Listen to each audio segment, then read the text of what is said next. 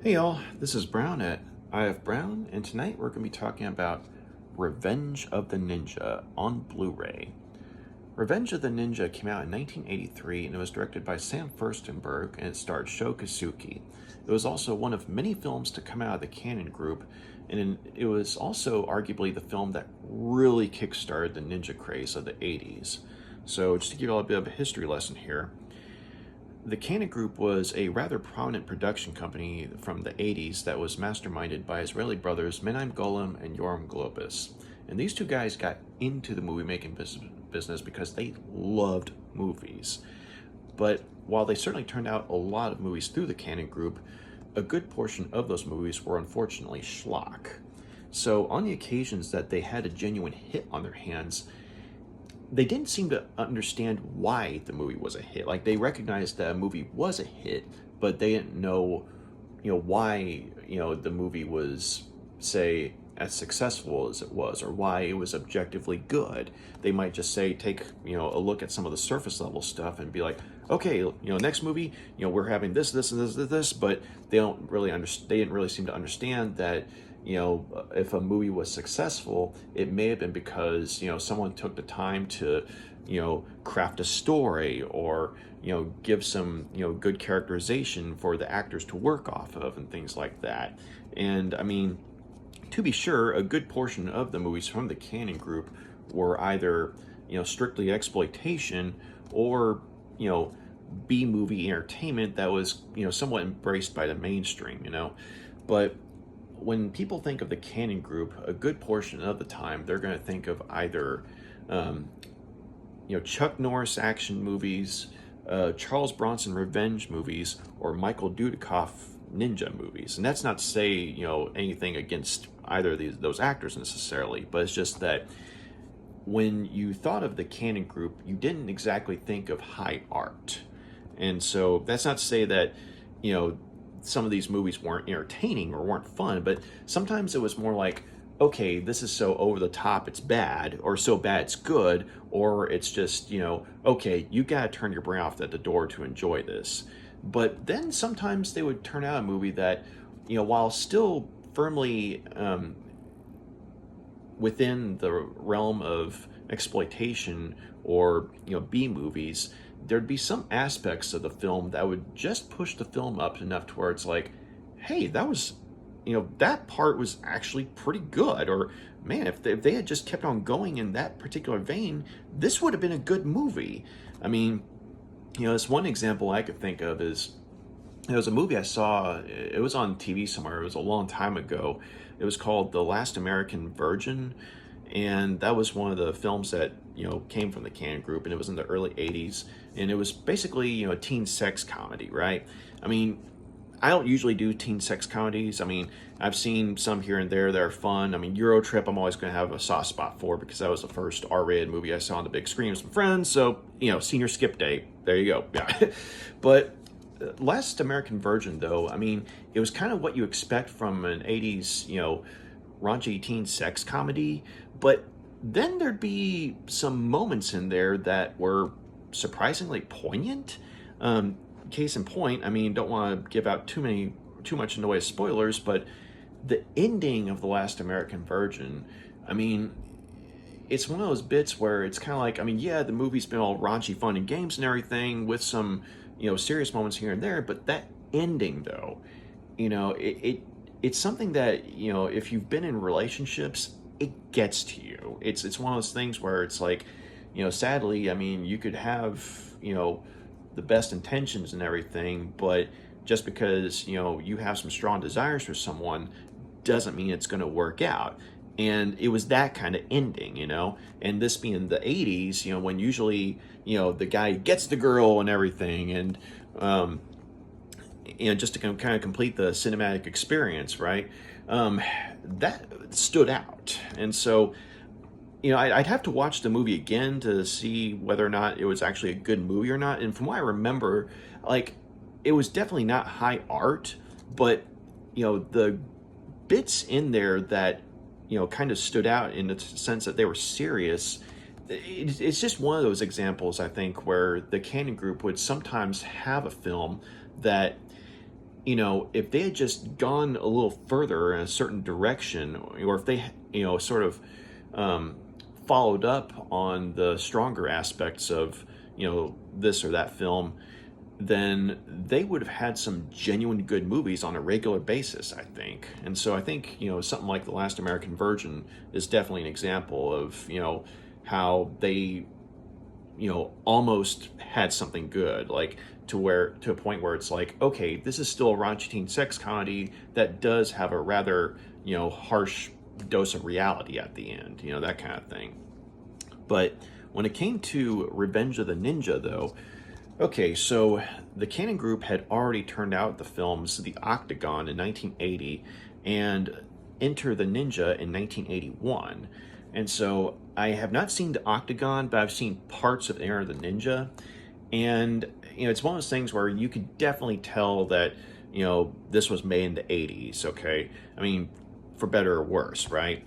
Or I should say these were made in the 80s for better or worse. But the thing with Enter the Ninja was that, amongst other things, you had, a non-Asian person playing a ninja who was the main character. And to get this person, to play the ninja, they had none other than Franco Nero, who is a good actor, to be sure, but he is not the first thing you think of when you think of ninja, as a lot of people have said throughout the years. And so to add insult to injury, when it came to, say, a good portion of the fight scenes, in fact, the majority of the fight scenes, it wasn't Franco Nero fighting. And this is more like when Franco Nero's in ninja garb and his character is supposed to be fighting.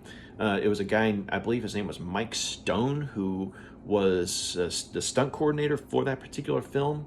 Because, Franco Nero apparently had agreed to the part at kind of the last minute. It was sort of like an 11th hour, casting choice. And, so they got him for the part. And of course, Franco Nero was, a big name in certain circles. And so that got some, visibility and everything. But, the fact that, he wasn't, say, an expert martial artist, and his character is supposed to be an expert martial artist, that was kind of a problem. So when you had, say, someone else doing the majority of the fight scenes for a character who's supposed to be, an expert fighter, I mean, that is something that, in hindsight, is kind of funny, in a way. But also another thing was that Franco Nero's voice was dubbed because his character, if I remember correctly, was supposed to be from Texas, and Franco Nero couldn't quite get the Americanized accent down, and so they had someone else doing his voice. And so you'd sometimes see Franco Nero up on screen, but it would not be his voice that you're hearing. And also, it would most likely not be him that you'd see, fighting, during, the action scenes. And so, from what I remember about Enter the Ninja, from the parts I saw, it was kind of unintentionally funny, just in my opinion, okay? But on the other hand, when it came to Revenge of the Ninja, this is the movie that, while Octagon and Enter the Ninja sort of laid the groundwork for the ninja craze, Revenge of the Ninja was kind of like, okay, this is a happening thing, let's get going. Because Revenge of the Ninja, it's not necessarily a sequel to the story of Enter the Ninja, but it's a sequel in spirit. So the Kane group, they turned out sort of a loosely linked ninja trilogy. And when I say loosely linked, I mean it's linked in a sense that all three films involve ninjas, right? So you had Enter the Ninja with Franco Nero, and then you had Revenge of the Ninja with Sho Kosugi, and Ninja 3: The Domination, which had, I think her name was Suzanne Dickey, but she was the same actress who was in the movie Break-In, which was another Kane Group movie.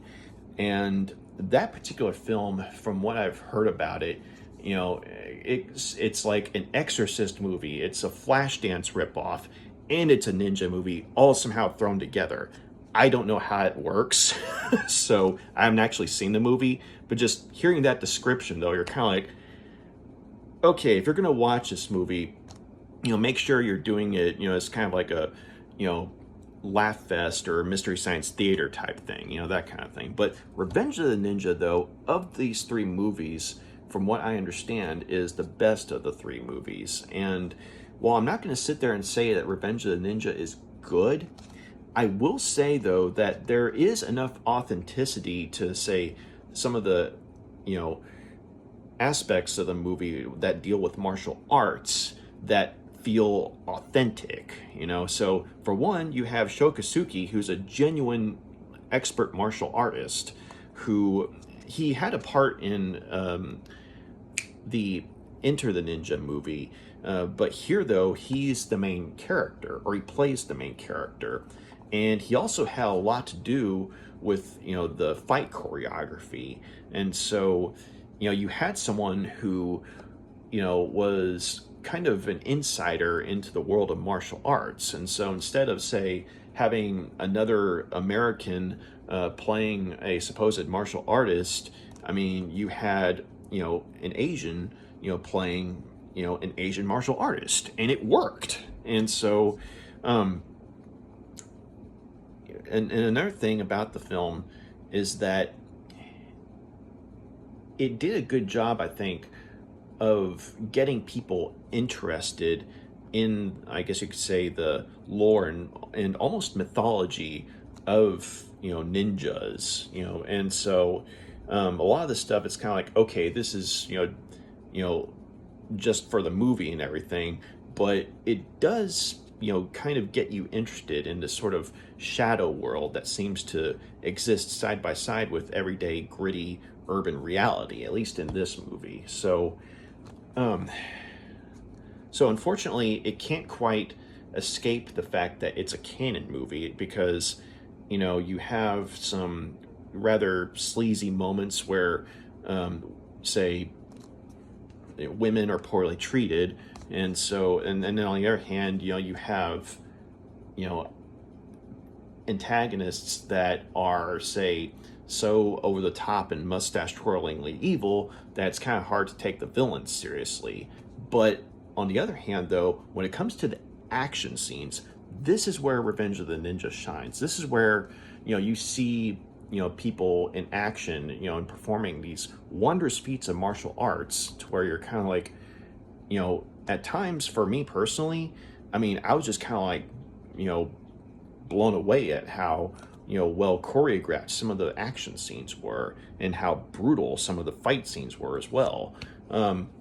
Because I will say that they do not pull their punches when it comes to the blood and gore. Like, it's not the goriest movie I've seen, but at the same time, you do see people getting shurikens to the face, or getting sliced open with swords and what have you. So they aren't playing around when it comes to the blood and gore of the movie.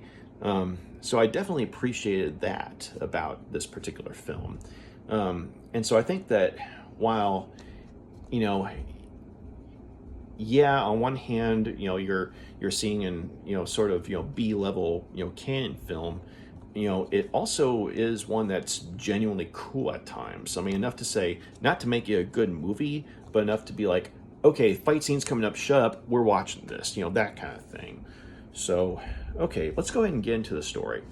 The movie kicks off with a character by the name of Sho, who is, or Cho, if you will, played by Sho Kosugi, who comes to his home in Japan and finds his family, murdered, by a rival clan of ninjas.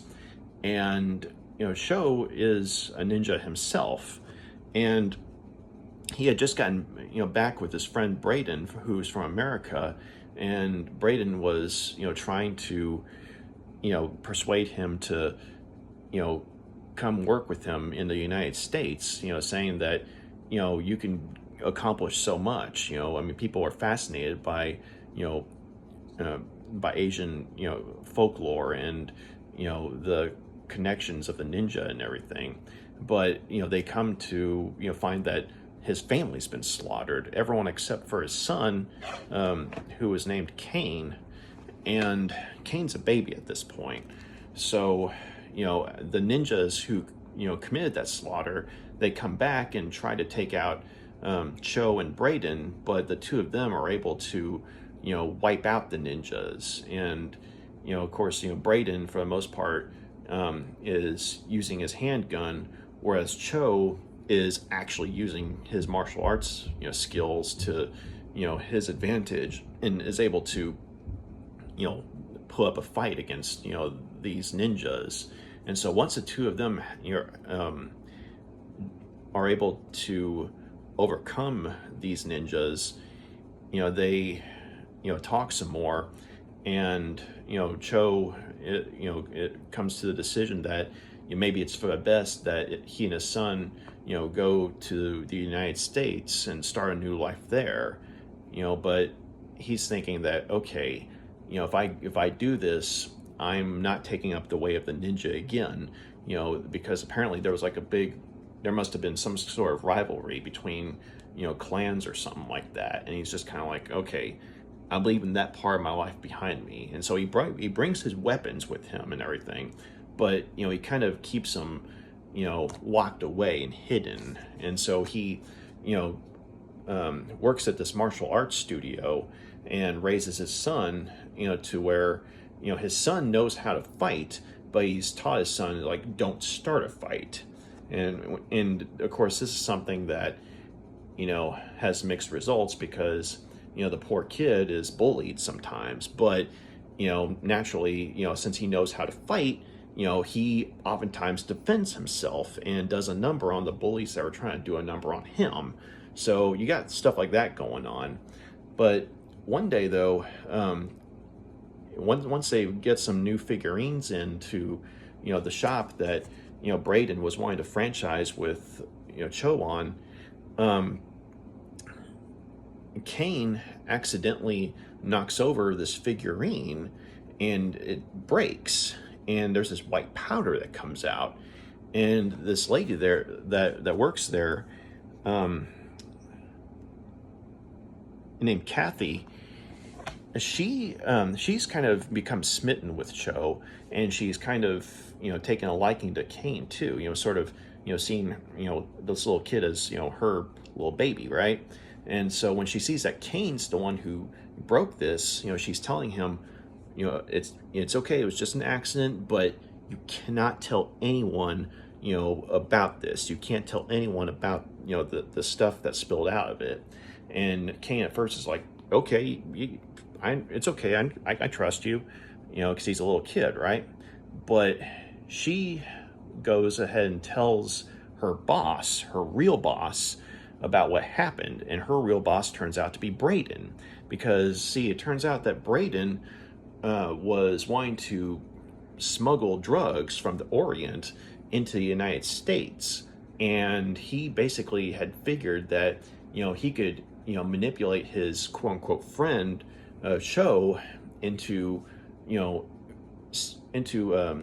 unknowingly working with him to facilitate all this by way of opening a dojo together, or at least opening a dojo as well as a market. And so Cho has unfortunately been an unknowing accomplice in all this. And when Braden is informed by Kathy about Cho's son accidentally breaking the statue, which was filled with heroin, he initially insists on, say, having his underlings, move all the stuff out of there.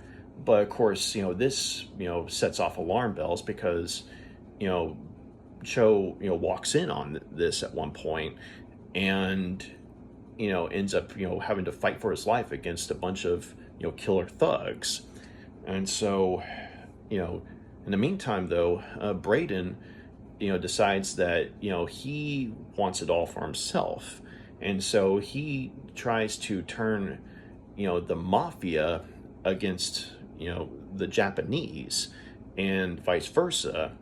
And so, basically saying that, he's telling the Mafia, like the Italian Mafia, which, they're the ones who, laid down a lot of, the big money, to allow for transportation of all these drugs into the States in the first place.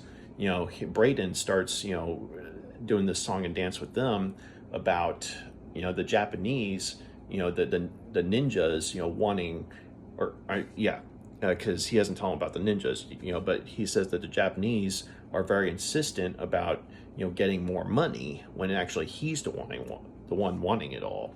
And so the Mafia is getting pissed off at the Japanese, and the Japanese are getting pissed off at the Mafia. And in the meantime, though, he's going out of his way to kill people on both sides. And so, basically fanning the flames of conflict. But when Cho comes to realize that Braden was the one that betrayed him and, set all this up in the first place, and he also comes to realize that Braden's, kidnapped Kane as well as his friend Kathy. He realizes that he's going to have to, get back into the role of the ninja that he once was. And so that's when we have this, epic climax set up. But he also does have some assistance in the person of, let's see, sorry, I have to remember the names here. David Hatcher, who's a police officer who also is a skilled martial artist himself, and as a result, he and Cho are, really good friends. But Cho reluctantly accepts, David Hatcher's help in some instances. But for this particular, occasion, though, for this final battle, he's wanting to do it himself, ninja to ninja, because he's convinced that, he knows that Braden, even though he's an American, he's, been studying the arts of jiu-jitsu in his time in Japan over the years. And so he himself has become a ninja. And so this is going to have to be fought ninja to ninja. But yeah, so I think that just overall, it's a fun movie. Cheesy at times because of, say, instances like, some of the dubbing here and there, but and some of the lines of dialogue, because, the way the writing is, it really does, feel like a B movie or an exploitation movie in a way that you have the villains being so, over the top evil, or, the women's being, as objectified and, sort of mistreated as they are in the movie. And I'm not trying to sound like, Mr., woke feminist or anything like that. It's just, that is a characteristic that turns up in canon films from time to time. So just be aware that it's there. But, all that being said, though, when it comes to, the meat of the movie, the action scenes, that's where Revenge of the Ninja shines. Because, when you see, like, sword fights or, martial arts scenes, it's pretty good stuff, because you have, real professionals, taking hits or using weapons on one another. And so, like, the fight scenes, like, they'll have stunt people who know how to sell a fight scene. And when it comes to, say, like, blood and gore and what have you, it's not over the top necessarily, but at the same time, it is brutal. So, there, like, especially at the climax, there's a reason that the climax of this movie has been praised so often throughout the years, because, not only is it, down to ninja versus ninja, but you also see, both, the characters of Sho and Braden, using, their, weaponry and tactics against, the mobsters that they're having to, work their way through before they can fight each other. And some of these, tactics and weapons, are pretty brutal. Like at one point, caltrops are used. And at another point, one of the characters turns around and blows a bunch of, metal blades into someone's face. Literally. So it's like that, right? And so I don't know if, they actually had the metal stuff in their hand and then blew it, or if they were supposed to have the stuff in their mouth the whole time and then blew it. But either way, when that happens, when, this one particular character turns around and spits these, jagged, pieces of metal into this one bad guy's face, it's like, damn, because, you see suddenly this guy has got all this metal, impaled in his face, and he's bleeding and screaming. It's like, yeah, so basically, if you're looking for, a movie where they sell the fight scenes or they sell the action scenes, the martial arts and stuff, I mean, Revenge of the Ninja is something that's definitely worth checking out. Just bear in mind that, when you're watching those scenes, that's what you're here for. That's what you're watching the movie for. But you kind of have to, work your way through some, I guess you could say, less than stellar acting when it comes to, say, the rest of the scenes, like the non-martial arts scenes. And and I think that, maybe if the, people who had worked on this movie, might have had some acting lessons, I mean, or at the very least focused more on giving organic performances, I think that would have elevated the movie to where it was actually good.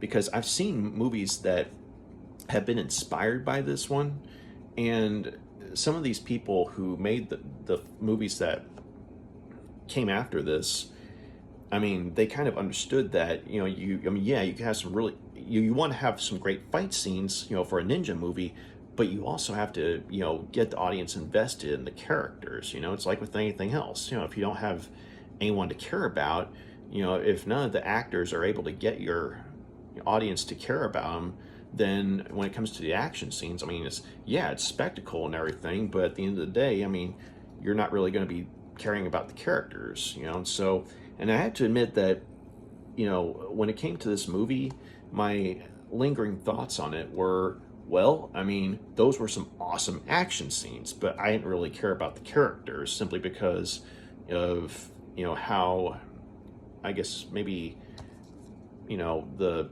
screenplay was kind of subpar in terms of like their lines of dialogue, or, the way some of the performances were, which kind of come across as, wooden and stiff at times.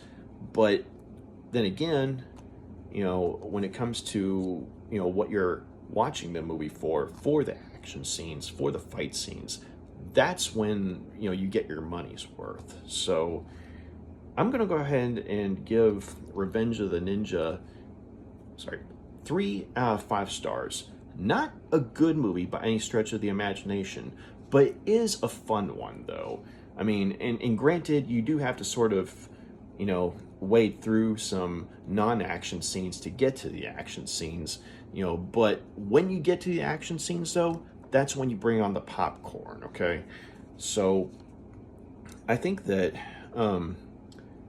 if you're wanting to see the movie that, kind of kickstarted the ninja craze of the 80s, where everyone and their mother was, looking up, how to be a ninja, or wanting to learn about ninjas, I mean, this is the movie that more or less started it for real. And so while, like I said earlier, The Octagon and Enter the Ninja were the movies that laid the groundwork, this is where you had a sense of authenticity to it, in the sense that you had, the actor Sho Kosugi, bringing, some, like a real, a sense of legitimacy to the part, in a sense that he was actually a skilled martial artist who, understood the ways of the ninja and what have you. And so, in that respect, I think the movie works in the sense that it actually feels like a ninja movie, as opposed to, say, the movie that had Franco Nero playing the ninja, but then it wasn't even him doing the fight scenes. And so, to be fair, a lot of the fight scenes in this movie were in fact doubled by a stunt coordinator named Stephen Lambert, who worked in several movies throughout the years, including Total Recall, amongst others. But he and Sho Kosugi actually became really good friends. And Shokasuke, I mean, he did have a lot to do with the fight scenes and, choreographing them, but he was more, I guess you could say, almost like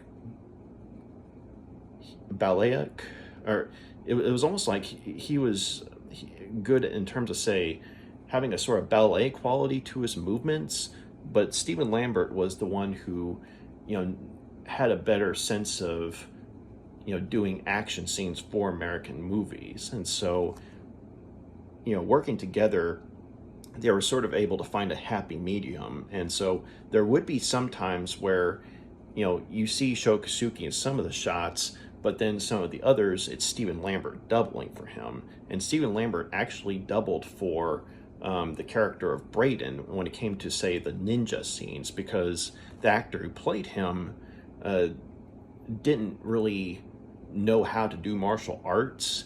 And so anytime you see the character of Braden in costume as a ninja, it's actually stunt coordinator Stephen Lambert.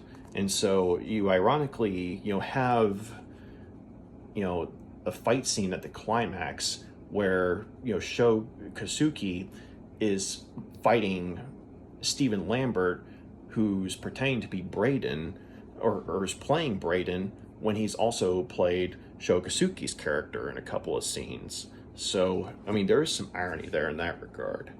But yeah, so the movie itself, I mean, I'm gonna go ahead and give, 3 stars out of 5 to, just with the understanding that, it's not a good movie by any stretch of the imagination. It is a fun one. And when it comes to, say, old school martial arts action scenes with, a good mix of blood and gore thrown in, I mean, you get your money's worth with this particular movie. Just, in some instances, you might have to turn your brain off, but when it comes to, say, just sitting down, bringing on the popcorn and the action scenes, it's definitely worth your money. So, okay, as far as extra features and everything, this is a pretty good Blu-ray in that regard, because you have 2 really good commentary tracks. The first track has director Sam Firstenberg and stunt coordinator Stephen Lambert talking with one another. And it was through listening to that commentary track that I learned about, Stephen Lambert's involvement in the film, and, just how much, he brought to the movie in terms of, say, all the stunt doubling he did for multiple characters. And also, some behind the scenes tidbits and what have you. And you also learn, amongst other things, about how, while this wasn't Sam Firstenberg's first movie, it was his first action movie. And basically, he had done another film. It was a drama of some kind, and he had gotten an award for it. And that week, it was, I think it was that same week, he gets tapped to do this movie. And so, he's like, I mean, he's a young director, and he's not, going to turn it down or anything like that. But he's like, I have no idea how to do an action movie. But he said, though, that, the people that he worked with on this movie were so supportive and so, warm and understanding. And he said that, he was very thankful to have people that, understood that he was new to that particular genre, not only an action movie, but a ninja movie, but were nonetheless, willing and able to work with him on it. And so he said that, to this day, he, treasures, his time on this movie, and he considers this one, probably one of his best, for amongst other things, the fact that, the people he worked with were wonderful all around. And so, so yeah, that was a good commentary track. And unfortunately, though, Stephen Lambert, the stunt coordinator, he passed away around 2023. So, hats off, because the guy knew his stuff. When you listen to him talk on the commentary track, and then you see, in the scenes where they're talking about, the fighting and everything, and when he's pointing out, which characters he was playing, and, this guy really knew his stuff. And so he was definitely a veteran of, the Hollywood, stunt trade. So the other commentary track is by action film historians Mike Leader and Arne Venema. I hope I'm saying those names right. But these two guys, I'm not sure if I've listened to them before, but they gave quite a good track, because I mean they've studied like a lot of action films throughout the years, and amongst other things, they studied the Canon group, and so you get a lot of inside stories as far as the Canon group and the ninja craze being connected with one another, and they make the observations about the Canon group, basically, or I should say, the two brothers, Golan-Globus, you know, they make the observation that many other people have, throughout the years, that, while, I mean, they were certainly passionate about movie making, they just didn't seem to know how to make a good movie. And so, and one of the points in the commentary, they talk about this Michael Dudikoff movie called Avenging Force, and they're talking about how, like, you watch that movie, and that was actually a good action movie. And they said that they feel like, if they had just, kept going in that direction, if they had kept, the actor Michael Dudikoff, going in the direction that he seemed to be going in Avenging Force, then the movies that the Canon group did with him probably would have been a lot better. So they make little observations like that. But they're also pointing out how, while this movie, was the movie that basically kickstarted the whole ninja craze. I mean, they remember, like, when they were kids, or when they were younger at the very least, they would be going to, all these martial arts stores to, find whatever books or magazines they could on ninjas because of this movie, and because of, things like the, catching artwork that, the Canon group was known to do for their movies. I mean, so, it was cool to listen to them reminisce about that stuff. And one of the funny things that they point out is that, most of the time when, they got a movie from the video store that was a Canon movie, they would, have rented them based on the artwork on the cover alone. And so when they'd watch the movie, I mean, yeah, sometimes it'd be a fun movie, but then they'd be like, they really, wished that the movie had been as good as, the movie that they saw on the cover, that kind of thing. So, so yeah, you get a lot of, backstory and background on, their experiences, with, watching, like, movies from the Canon group over the years, as well as, say, martial arts films in general. And they do point out that, much like this, set the, bar for the ninja craze, it was also kind of the groundwork for, the movie American Ninja, which was, one of, the Canon group's most popular films. And, it was probably one of the most popular films for its star, Michael Dudikoff, too. And so they said that it was interesting, basically kind of, movies like The Octagon and Enter the Ninja, laying the groundwork for this movie, and this movie being a success, and then it in turn laying the groundwork for American Ninja, because they pointed out certain aspects of that movie that they felt like were done much better than this movie. And so they said that, clearly, the in between Revenge of the Ninja and American Ninja, the people making those movies must have been taking some notes. So, and if I remember correctly, Sam Firstenberg, the guy who directed Revenge of the Ninja, also directed American Ninja. So that might be why there's kind of like, okay, you go from point A to point B, and it's a natural progression, in that sense. So there you go. But you also have an intro by Sam Firstenberg, and it's an introduction, and basically, he's saying, hey, thanks for coming to see my movie, blah, blah, blah. He gives a little bit of background about the movie, about himself. And overall, he seems like a nice guy, both in the introduction and in the commentary track he's on. So that was, nice to see. And you also have a behind-the-scenes photo gallery and several theatrical trailers, not just for this movie, but other ninja movies. So one other thing I forgot to mention about the movie was the score. Let's see, score. Where are you? Oh, crap. Where's the music? Sorry, give me a moment. A guy named Rob Walsh did the music for the movie. And I'd say that it certainly adds to the feel because it has sort of like an Asian tone to it, like something you'd expect to hear when you're watching a movie about ninjas, if you will. But when you have that kind of soundtrack, in a gritty urban environment at times, it makes for an interesting combination, I thought. So it kind of added to the feel of the action scenes, being something from out of like a video game or something. And I guess that's another reason why, even though the movie is cheesy at times and, not the best when it comes to, say, its treatment of women, I do like how, the action scenes, at times do feel like those old school Nintendo games like Target Renegade or Double Dragon or what have you. It's just like, it's this gritty urban world, or, around the main characters, and yet here they are fighting in martial arts, whether it be, with, shuriken or swords or what have you. So, yeah, I do think it's interesting how, with respect to the actors, I mean, Sho Kosugi and the actor, what's his name? Keith Vitale is the one who plays his friend David Hatcher, the police officer who also knows martial arts.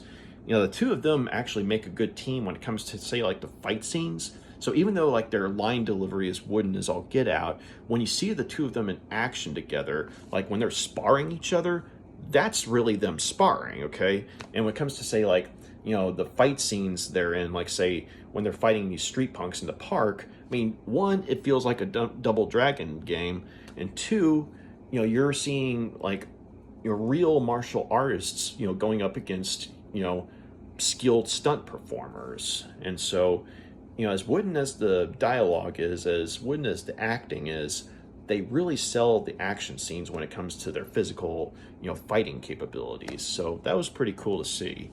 I just wanted to, touch on that because, I mean, here I am talking about a movie and it's starring, Sho Kosugi, who's kind of a legend in the martial arts world. And I just, I do want to sing his praises just a little bit here. I'm not an expert on the guy or nothing, but I do understand that he's, kind of considered, a big time legend in the world of martial arts. And so, so while his acting, may not have been, the best performance I've ever seen by any means, like he definitely did a really good job when it came to, say, the action scenes. Like he, in fact, also, worked with a lot of the, stunt performers as well. And so when you have an insider like that, selling your action scenes for the movie, I mean, I think it goes to say, a long way towards demonstrating just how talented the guy was. And so in turn, working with stunt coordinator Stephen Lambert, I mean, you definitely see the results of, their collaboration on film because, the action scenes are top notch. The fight choreography is very well done. And so, and they also make a point to, when like they're using their weapons and everything, to do something in a way that even if it's outlandish, it somehow makes sense in context of the fight scenes. So, but yeah, that was Revenge of the Ninja. I'm going to go ahead and give it 3 out of 5 stars. So if you made it this far, thank you very much for taking the time to check out my review. And you got any questions, comments, please drop a line and let me know. And if you like what you see here, feel free to like and subscribe. So y'all take care. Have a good night. Bye.